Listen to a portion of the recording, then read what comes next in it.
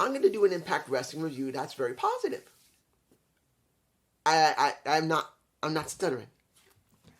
Well, I actually did stutter just a moment ago. This is going to be a positive Impact Wrestling review. Now, I usually give fair and honest opinions on how Impact works. Let's be honest here, guys. Whether you like it or not, how I've always done my Impact reviews, I've always been honest and addressed all the major issues that it has. In this episode, they've addressed most of them. They did, which is a good thing. Now, it doesn't mean it was perfect, and I'm going to tell you, this is not a 10 out of 10 show. No. Was it a good show? Hell yeah. It addressed a lot of things that was needed for several people, but generally speaking, it was okay. Now, I got to address Production first, very quickly. Did we get good lighting? Yes, I believe you could see a shot of it. The first match, which was, what was that? Bullet Club versus the, let me give it to you like this. When it comes to Kevin, what is the guy's name? Kevin Knight and the Time Splitter himself, Kushida. You could see the fans in the back. You could see them finally. I'll put it in my face again if I didn't show it. And zoom in on them. You can see them more. And that is one thing that people don't understand when it comes to doing things like this. Look, we're not talking about being at the arena. They could have the lighting any way. You'll be able to see what's going on. You can stand up and do all that mess. But at home, watching like this, we don't get that. They have to make sure you can see it all. And for general purpose, the lighting was good. You could actually see most of the fans. Not everybody. The entire thing was not totally lit. But it was lit enough that you can see that there are more than just a few fans. So I hope they continue that. They don't have to totally light up everything. We just need to see there are fans there. So we can be immersed in the entire product. Now, camera work. First match, which I'm doing it right now, was actually the best match of the night for me personally. When it came to Bullet Club versus Kushida and Kevin Knight, I will tell you this. That was a great match. 1 point, several points. But near the end, when Kevin decided he wanted to do a jump right over the top turn rope, you got a little bit of Chris Bay. And I don't know if I got the shot. It's in my face if I do. Chris Bay decides while he's outside, as Kevin jumps out, he grabs him and does a damn cutter on him while he's in midair. Grabs his neck, swings him around, and gives him a straight cutter. It's a very good one. They did several other types of spots. Now, as you know, I'm not a spot guy. I like a rounded wrestling match, more than just a spot fest wrestling match. And this was mostly spot fest. But I'm not going to say I didn't like the match. It was actually very good. I really did. And this shows you how well Chris and Ace worked together. It was a good thing they worked together because they've gone against each other for many, many years. They have.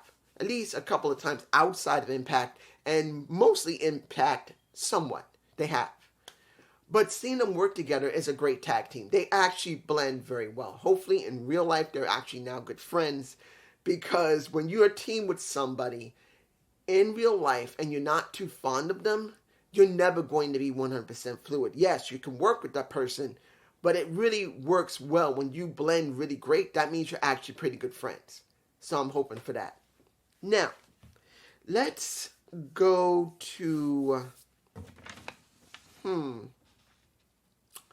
I'm going to give you like this.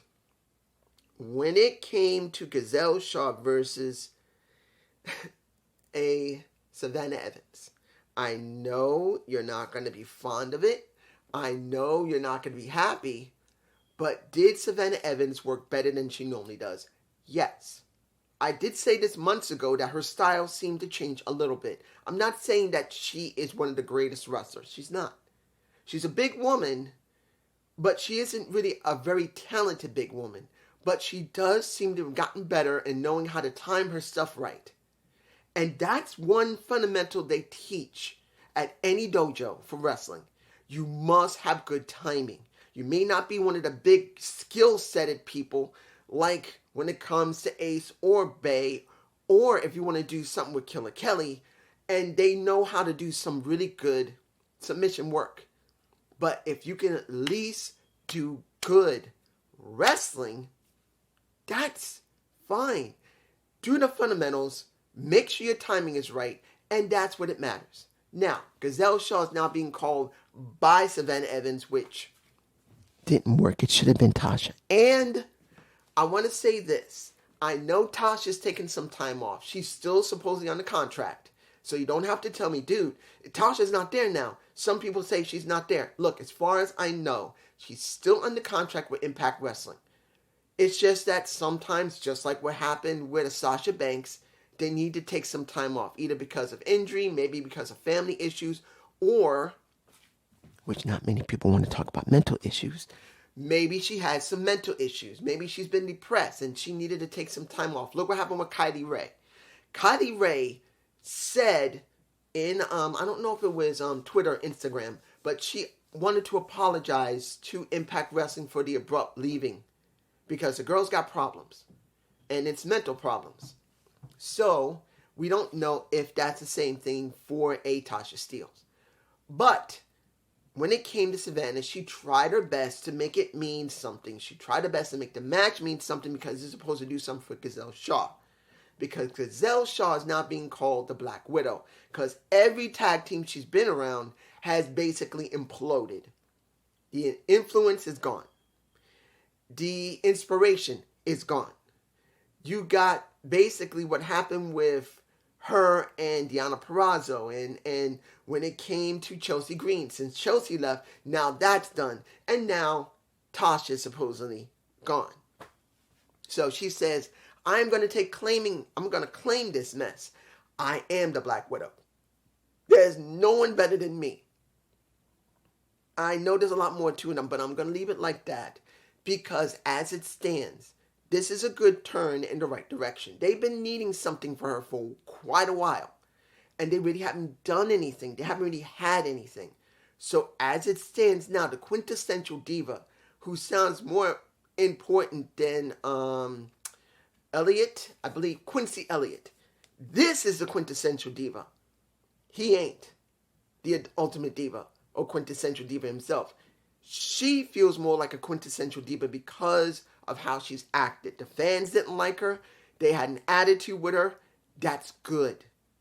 So the thing that I need to know, is she going to start changing her ring attire?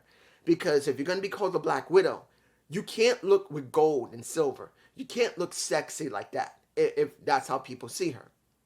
Because she's trying to dress sexy. She's showing a boobie. She's trying to show what little ass she got. Her partner, Vidal, he's doing what he did. Look, I don't know if I got the shot. It's in my face. He tried to seduce the damn ref. Ain't nothing wrong with it. A female can do it. A male can do it. I don't care as long as you do it well. This is the first time he's tried it. So I'm not going to say it failed or succeeded. I'm not going there. I'm just saying that he did do it. So as she transitions to the Black Widow, if she does it right, start changing the ring attire to look more darkish. She can still look sexy, but to be dark and dangerous, that's where she needs to go. And I do believe Victoria, aka Tara, should be the one to help her usher in that new way. And Vidal may have to go bye-bye. I'm just saying. She can't have him by her side if she's going to be the Black Widow and basically destroy anybody. I'm just saying. Now, let's actually go to something I spoke about before. When we saw Killer Kelly and when we saw Taylor Wilde go up against each other, I do believe I said the way these two were, this ain't over. Eventually, I do believe they'll face each other again and they will become a tag team. Well, what did we get? We get a little segment of Killer Kelly feeling like she needs something. She wants something. And Taylor Wilde kind of suggesting another match. She approaches her and says, honey, we are meant to be together, pretty much. It's not just about fighting one another. It's about fighting alongside one another. And pretty much, what did we get after that? We get the Death Dolls appearing out of nowhere because of Rosemary, because The undead realm is still a thing. Rosemary is still from the undead realm, and she addressed Taylor Wilde saying, you know those spirits that you spoke about. They speak from the undead realm, which is my home turf. And since we're having such an understanding about home turfs, why not the Death Dolls versus Taylor Wilde and a Killer Kelly? Let's have fun. And you can see in the background that Jessica's not into it and Taya ain't into it, but Rosemary is definitely into it. So the question is going to be, how long would this feud be? Because essentially, Death Dolls are not the bad guys here. They're not. Rosemary's the bad guy. Bad girl, if you're going to be there.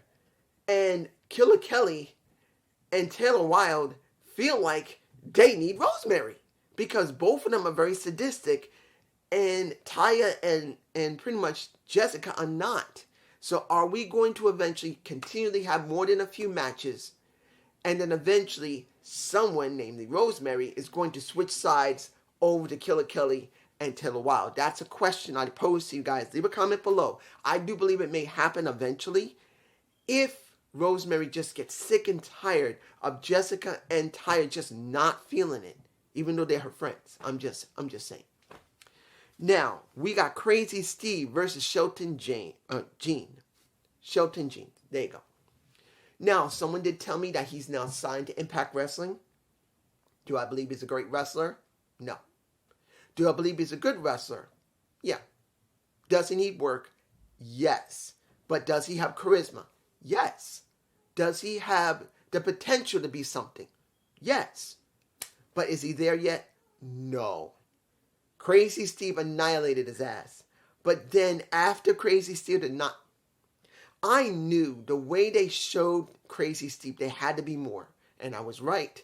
Because once Trey came out, nailed a Black Taurus, he tried to tag him. Because Crazy Steve already tagged himself. And this is what you got to understand about Trey. Trey's the type of guy, the character Trey.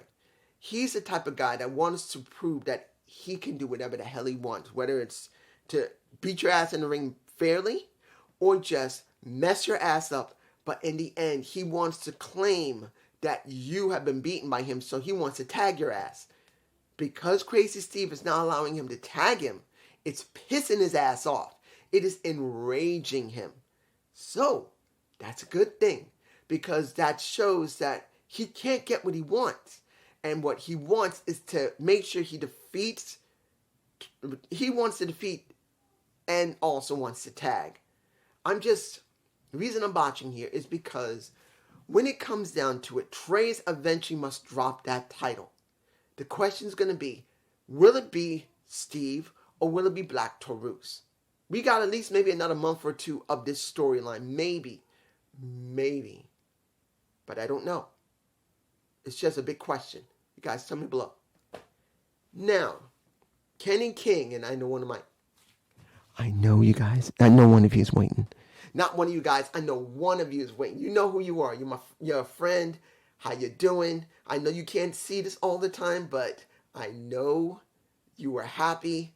1, he got on TV. 2, it was mentioned about the 50 matches. Because my friend here, if you guys don't know, when you check the comments, he leaves them eventually. He wants a Johnny Swinger to win 50 wins to go up against Josh Alexander at Bound for Glory. I'm not against it if they book it correctly. But as it stands, this looks like a Curt Hawkins storyline. Guys, Curt Hawkins is the type of guy that you honestly wanted something for. That was Brian Myers. But he got so many losses. When he was supposed to win, everyone was going to cheer for him. My guess is, instead of him getting 50 wins, he's going to get 50 straight losses. 100%. Because he lost. He lost to Kenny King. There was nothing there. Kenny whooped his ass. And Kenny basically said, I'm putting the entire locker room on notice. There's not one person that is safe. I'm coming for you. I've already shown that Speedball Mike Bailey ain't nobody, but I'm telling you now, I'm coming for you. But when it comes down to if they're doing the Curt Hawkins thing, it will be ridiculously funny. Remember, Brian Myers, when he was Curt Hawkins, he lost constantly on WWE SmackDown. I believe it was SmackDown. And then people believed that if they just booked it correctly, give him one real loss, constant losing, and then give him a chance to go up against a world champion or Intercontinental US champion, and then let him win. It would mean something. So you may get that with Johnny Swinger if they're actually going there. I don't know. But if they do, here you go.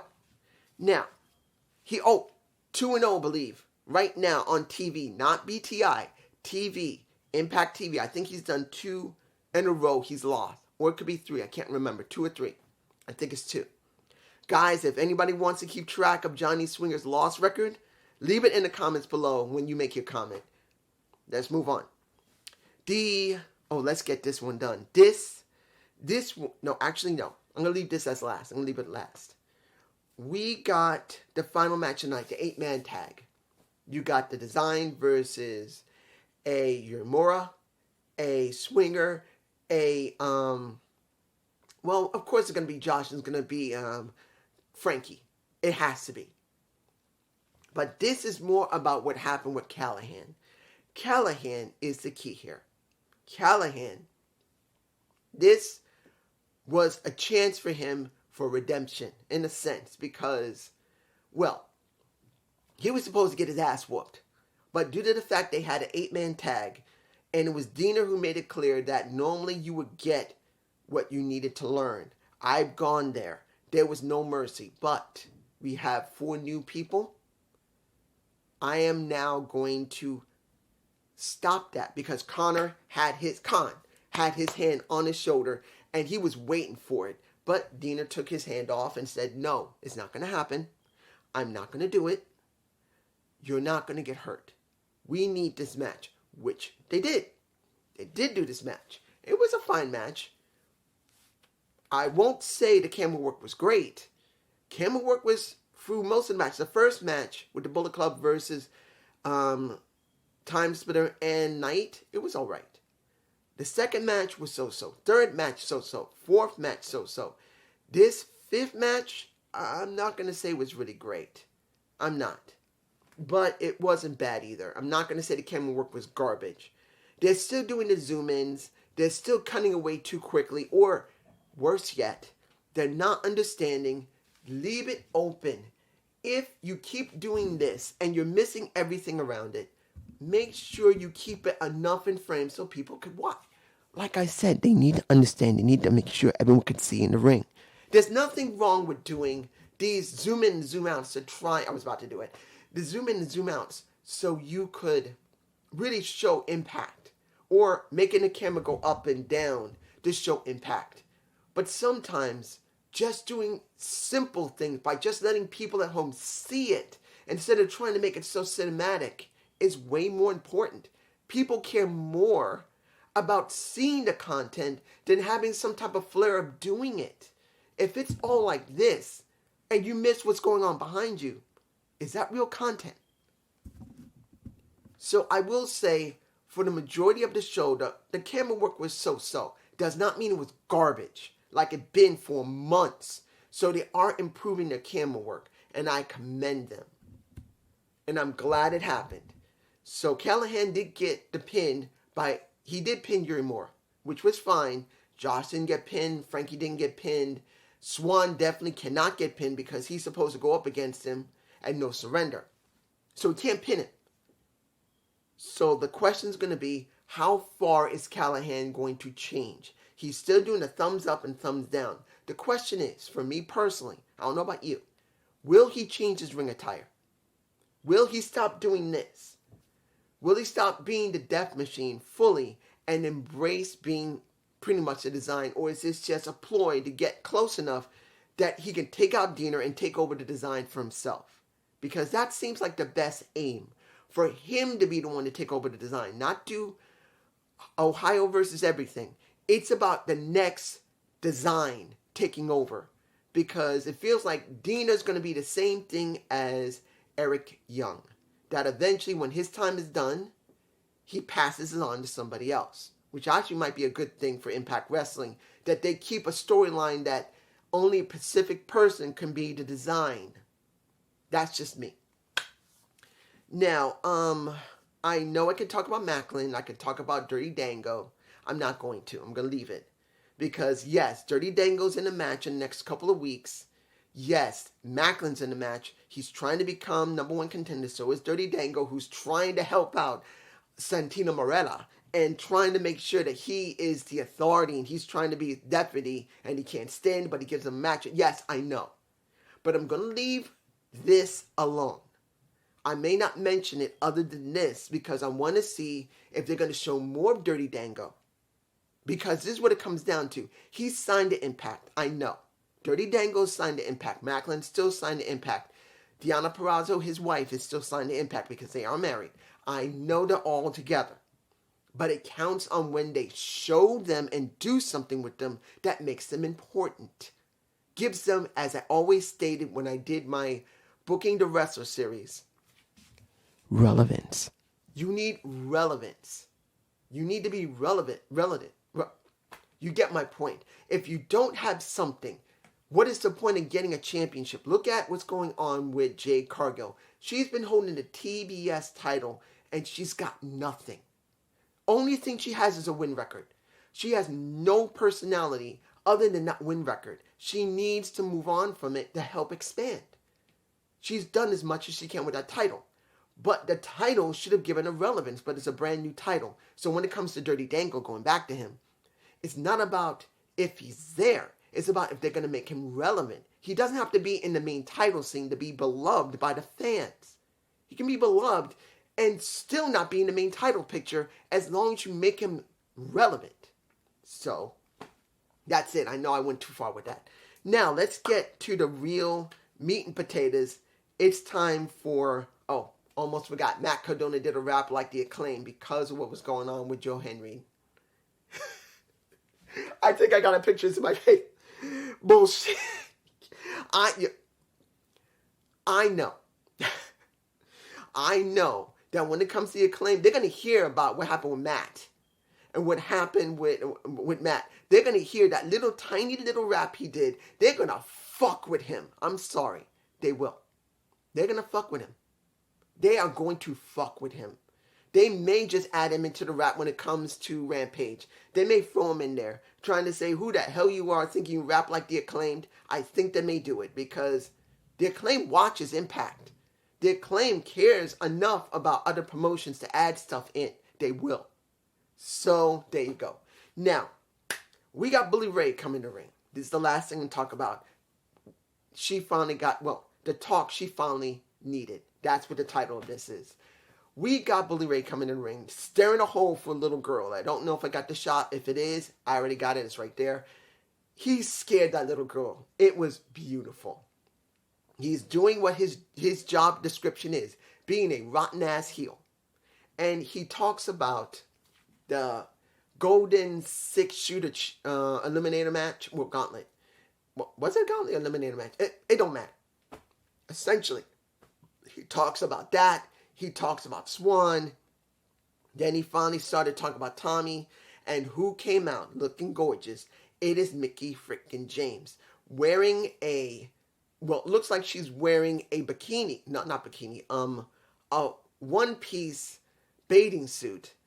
With, I forget what they call it. Like, it's, negligee, almost. Pretty much in boots.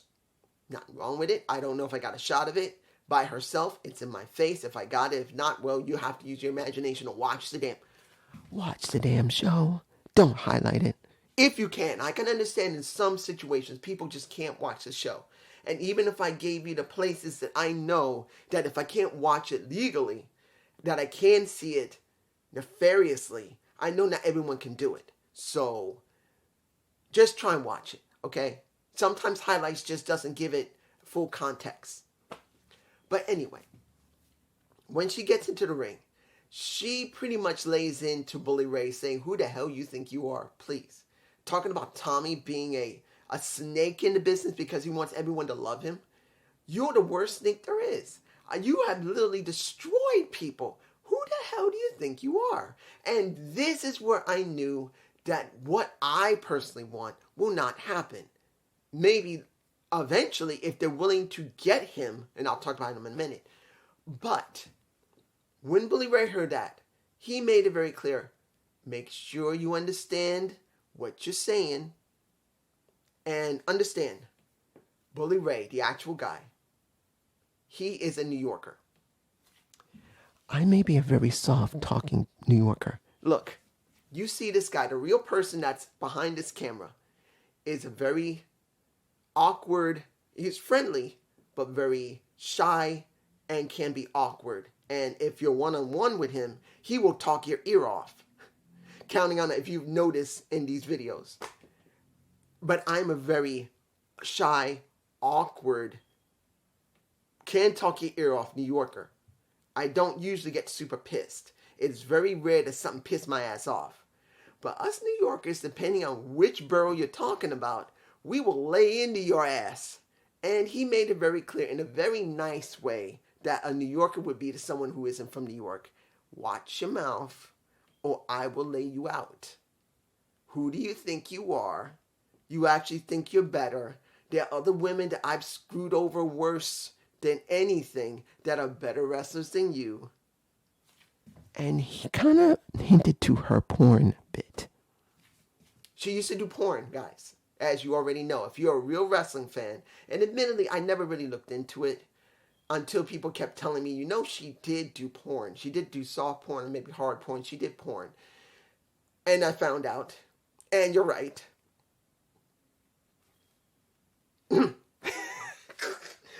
But he laid into her and called her a tramp. And she smacked him in the face.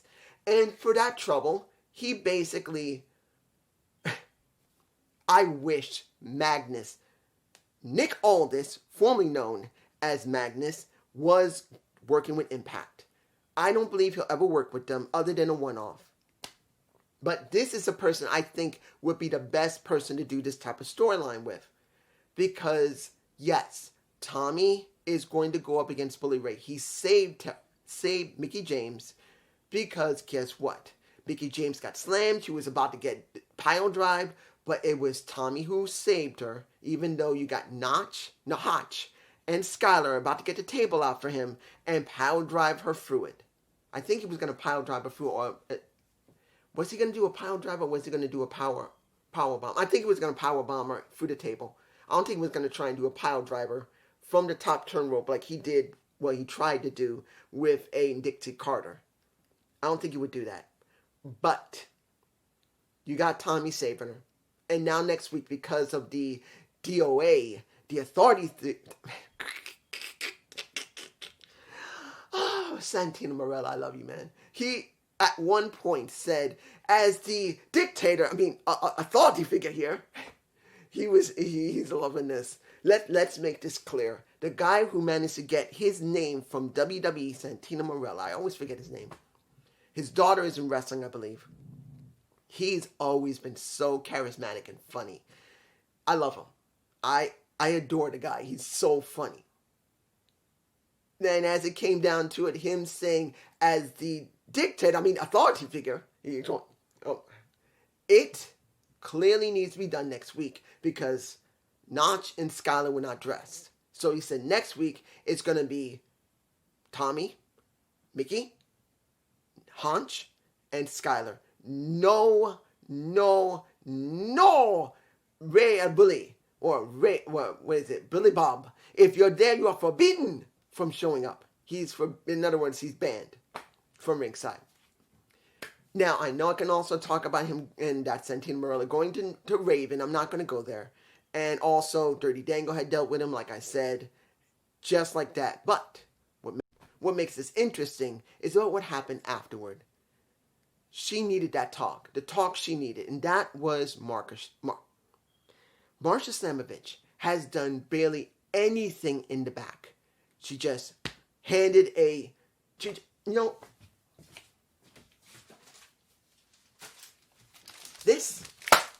that's it.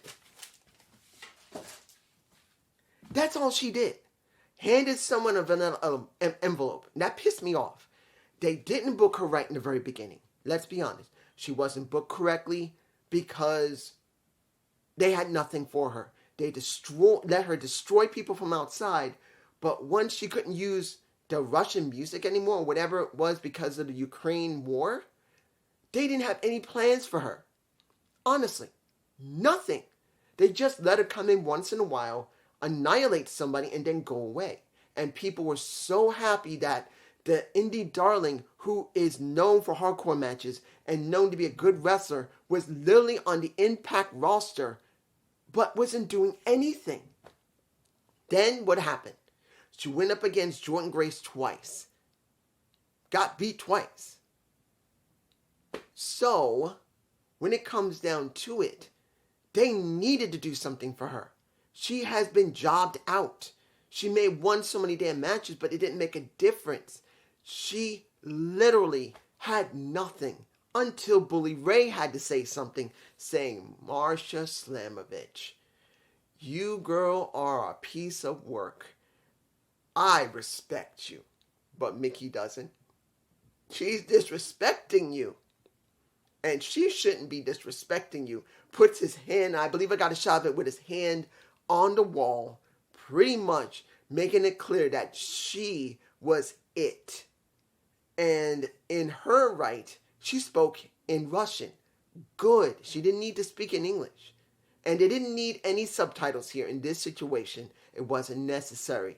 We know what's going on. To make it clear, Mickie James going to find out pain by me.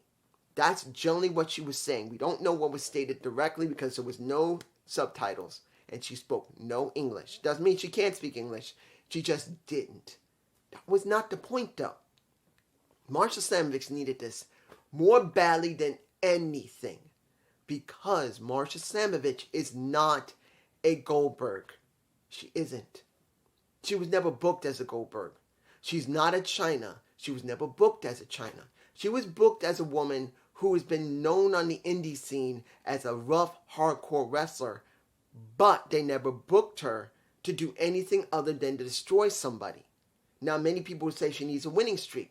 Yes, but we're talking about Impact Wrestling, where in most cases we need more than just someone destroying people. We need character development. We need to see her in the back scaring people, not just handing them vanilla envelopes and maybe once painting the wall of Jordynne Grace's locker room, because that did happen. It was not enough. Was it her? I believe it was her.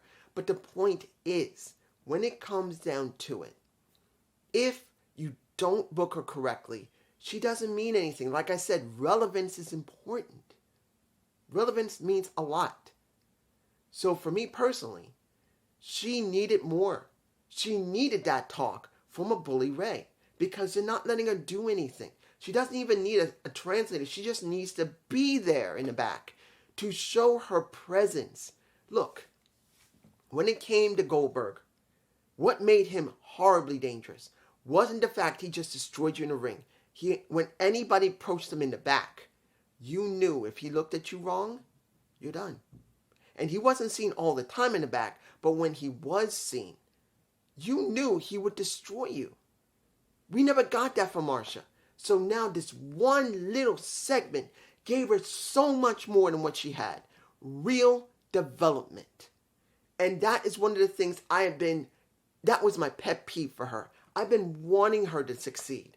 I want Marsha to be more than what she is. Finally, they're giving her something, but we're talking about Mickie James. And we're talking about No Surrender. And you know what's going to happen. It has to come down to one thing. Mickie has to win. I'm sorry. This is not about if it's fair to Marsha Slamovich. Mickie must win after all of that. And then out of nowhere, she wins against Marsha Slamovich. There's only one reason she would do that, is that she's leaving Impact Wrestling. Done. She's finally finished with Impact. Whatever contract, whatever agreement they have is finished. And she just drops the title to Marsha and leaves. That's the deal. But I don't see it happening. So with this one moment gives us some relevance, doesn't mean anything because she's going to lose to Mickie James. And if she doesn't lose and Mickie doesn't win, then what was that entire road of the last ride for her? She has to continue winning for a while. They can't just let her drop the damn title and still be on the damn roster. It's stupid. But this is just me. You guys tell me below what you think. Peace.